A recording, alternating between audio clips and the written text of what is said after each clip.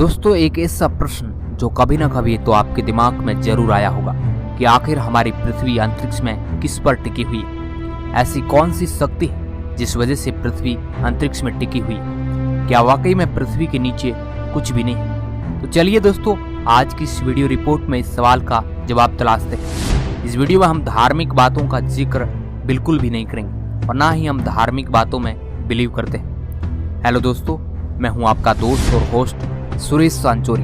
आप देख रहे हैं रहस्य टेलीविजन यूट्यूब चैनल। अगर आपने इस चैनल को सब्सक्राइब नहीं किया है तो आप भी कर लीजिए।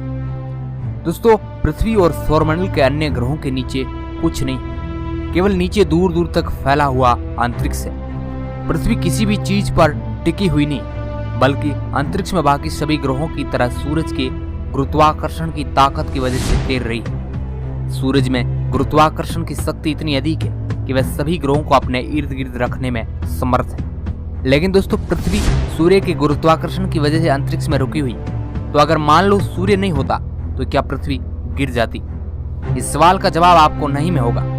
जी नहीं, क्योंकि दोस्तों हमारी पृथ्वी का आधार केवल सूर्य ही नहीं, बल्कि साइंस के अनुसार अंतरिक्ष में कोई भी वस्तु एक जगह पर स्थिर है तो वह स्थिर ही रहेगी, और अगर वह मोशन में है तो मोशन में रहेगी, और अगर गतिशील है तो वह गतिशील ही रहेगी जब तक उस पर एक्सटर्नल फोर्स ना लगे।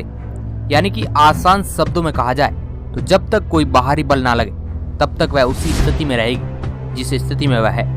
अब आपके दिमाग में ये भी ख्याल आ रहा है कि अगर पृथ्वी सूर्य की गुरुत्वाकर्षण शक्ति से बंधी हुई तो पृथ्वी सूर्य के गुरुत्वाकर्षण से सूर्य के अंदर ही क्यों नहीं समा जाती? ये सवाल बड़ा इंटरेस्टिंग।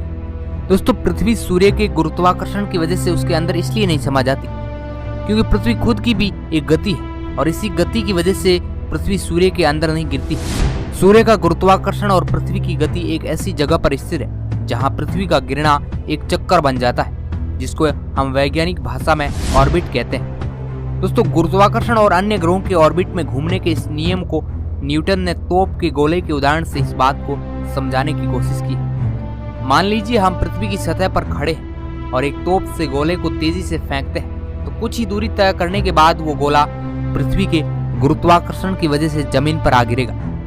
ये गोला दागने के बाद उसी जगह पर इसलिए नहीं गिरता है क्योंकि उसकी खुद की भी एक गति है जो उस गोले को कुछ दूर ले जाती है। अगर मान लीजिए हम गोले को कई गुना तेजी से फेंकते हैं तो वह पहले की तुलना में काफी आगे जाएगा। लेकिन अगर गोले को इतना तेजी से दागा जाए कि वो धरती की सतह से बाहर हो जाए तो वह धरती के गुरुत्वाकर्षण क्षेत्र में तो बंधा रहेगा, मगर गिरने के बाद उसे धरती की गोलाई की वजह से उसे धरती पर गिरने के लिए जगह नहीं मिलेगी, तो वो लगातार गिरता भी रहेगा और पृथ्वी की सतह को भी नहीं छू पाएगा और धरती का चक्कर लगाता रहेगा। इसी को ही हम ऑर्बिट कहते हैं। इसी नियम पर हमारे सैटेलाइट काम करते हैं और हमारी धरती भी इसी नियम पर सूर्य का चक्कर लगाती है। धरती सूर्य की तरफ गिरती तो रहती है, मगर पृथ्वी की गति की वजह से उसका गिरना चक्कर में कन्वर्ट हो जाता है। तो दोस्तों, आज के कॉन्सेप्ट में बस इतना ही।